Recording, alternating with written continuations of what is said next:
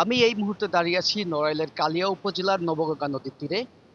জানিয়ে রাখি এই নবগঙ্গা নদীর বৃহাসলা মৌজায় একটি বালুমহল রয়েছে। সেই বালুমহলে আহ, যে সীমানা পেরিয়ে বাইরের সীমানায় এসে বালু উত্তোলন করার দায়ে কিছুক্ষণ আগেই কালিয়া উপজেলার সহকারী কমিশনার ও নির্বাহী ম্যাজিস্ট্রেট শ্রাবণী বিশ্বাস একটি ভ্রাম্যমাণ আদালত পরিচালনা করেছেন।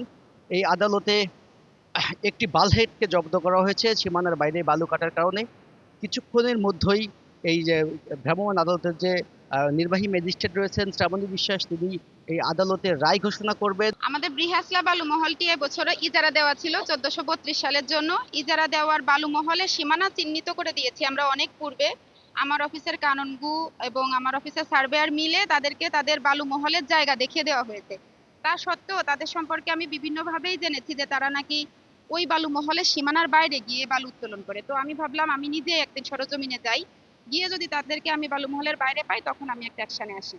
এবং আজকে সত্যি সত্যি তাই হয়েছে। আমি তাদেরকে বড় কালিয়া মৌজায় পেয়েছি। বড় কালিয়া মৌজাটি আমার বৃহস্পলা বালু মহলের অন্তর্ভুক্ত নয়, এটা তার বাইরের একটি মৌজা। সেখানে তারা বালু উত্তোলন করছিল এবং আমি সরজমিনে চারটি মেশিন তখন চলন্ত পেয়েছি। সেখান থেকে ওনাদেরকে আমি ধরে নিয়ে এসেছি এবং ওই মেশিনগুলো সব বন্ধ করে এসেছি। এখন ওনাদের কাছ থেকে আমরা মুচলেকা নিচ্ছি এবং জরিমানা করব। 2 লাখ টাকা জরিমানা করব। 2 লাখ টাকা যদি ওনারা পরিশোধ করেন এখনই, হয়তো 5-10 মিনিট সর্বোচ্চ সময় পাবেন, তাহলে তো খুব ভালো। আর যদি তা পরিশোধ করতে ব্যর্থ হন তাহলে ওনাদেরকে আমার জেলও দিতে হবে। তখন ওনার জেলে যাওয়ার পরে ওনার যেভাবে কার্যক্রম করবেন ওনারা সেভাবে পরিশোধ করবেন। আর ওনাদেরকে আমি কিছুক্ষণ আগেই কিন্তু ভ্রাম্যমাণ আদালতের নির্বাহী ম্যাজিস্ট্রেট শ্রাবণী বিশ্বাস এই ভ্রাম্যমাণ আদালতের রায় ঘোষণা করেছেন। যে বালুমহলের কর্তৃপক্ষ আছে তাদের 2 লক্ষ টাকা জরিমানা করেছেন।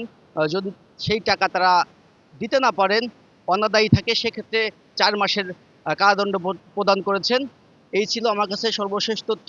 নড়াইলের কালিয়া থেকে বাবর আলী, চ্যানেল 9।